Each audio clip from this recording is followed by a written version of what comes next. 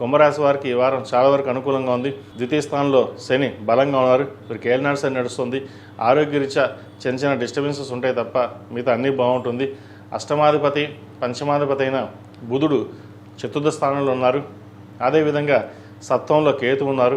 జీవిత భాగస్వామితో ఏదో ఒకటి విధంగా గొడవలు రావడం, అదేవిధంగా నేను అహంకారం అన్న భావన ఎక్కువగా ఉంటుంది. మన అన్నీ బాగున్నప్పుడు కూడా నా వరకు నేను చెప్పిందే వినాలి అనే ఆలోచన ఒక్కొక్కసారి మదిలో వస్తుంది. ఎందుకంటే జన్మరాశిలో రాహువు కూడా ఉన్నారు.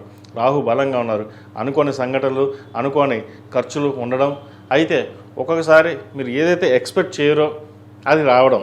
ఉద్యోగం అన్ఎక్స్పెక్టెడ్గా మనం పోయింది అనుకుంటాం, కానీ ప్రయత్నం చేస్తే ఉద్యోగం వస్తుంది. ఉద్యోగానికి తర్వాత చూసుకుందాం అని అనుకుంటారు. ఖర్చుల విషయంలో వెనకాడరు. ఖర్చులు అధికంగా ఉంటుంది. ఖర్చులు ఎంత తగ్గించుకుంటారో భవిష్యత్తు బాగుంటుంది.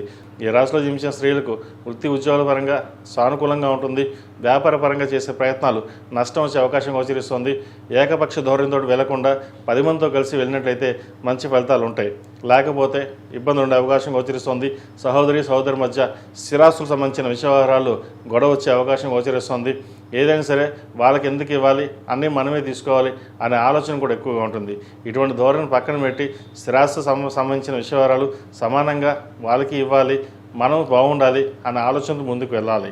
లేకపోతే మీకు మీరుగానే స్థిరాస్తి సంబంధించిన విషయాలలో నష్టం ఉండే అవకాశం లేకపోలేదు. శని బలంగా ఉన్నారు. ఏలినాడు శని నడుస్తుంది. కుటుంబ స్థానంలో బాగుంది. ధనాదాయం బాగుంటుంది. వచ్చిన ఖర్చుల్ని అదుపులో ఉంచుకోవాలి. రూపాయికి ₹2 వస్తుంది. అయితే ₹2 వచ్చింది అని చెప్పి రూపాయి ఖర్చు పెడతారు. రూపాయి సేవింగ్స్ కాకుండా ఇంకో దాన్ని ఖర్చు చేస్తారు. స్పెక్యులేషన్స్ దూరంగా ఉండడం, షేర్ మార్కెట్ దూరంగా ఉండడం చెప్పదగినది. ఈ రాష్ట్రంలో మించిన విద్యార్థులకు కాలం అంత అనుకూలంగా లేదు.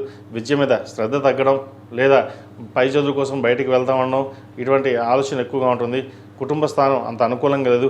కుటుంబంలో చిన్న చిన్న డిస్టర్బెన్స్ వల్ల మానసికంగా కృంగిపోయే అవకాశం గోచరిస్తుంది. కాబట్టి ఎటువంటి విషయాలైనా సరే మనసుకు తీసుకోకుండా వాళ్ళు బాగుండాలి, వాళ్ళ కోసం మనం ఏదైనా చేయాలి. అదేవిధంగా చదువు మీద శ్రద్ధ తగ్గకుండా మనం చూడాలి. దుర్వ్యసనాలు కానీ సోషల్ మీడియా కానీ దూరంగా ఉండాలి అనే ఆలోచనతోటి ఒక నిర్ణయం తీసుకోండి. ఆ నిర్ణయం తీసుకోవడం వల్ల లాభపడతారు. ఈ రాశిలో జన్మించిన వారు ప్రతిరోజు ప్రతినిత్యం దక్షిణామూర్తి స్తోత్రం పఠించడం, శని స్తోత్రం పఠించడం చెప్పదగినది. అఘోర పాశుపత హోమం చేయించినట్లయితే మరిన్ని మంచి ఫలితాలు ఉంటాయి. అదేవిధంగా సప్తముఖి అష్టముఖి రుద్రాక్ష మెడలో ధరించండి. మరిన్ని మంచి ఫలితాలు సంప్రాప్తిస్తాయి. ఈ రాశిలో జన్మించిన వారికి కలిసి వచ్చే సంఖ్య 2, కలిసి వచ్చే రంగు స్కై బ్లూ. ఏదైనా పని మీద బయటకు గురువారం కానీ శుక్రవారం వెళ్ళండి. మంచి ఫలితాలు సంప్రాప్తిస్తాయి.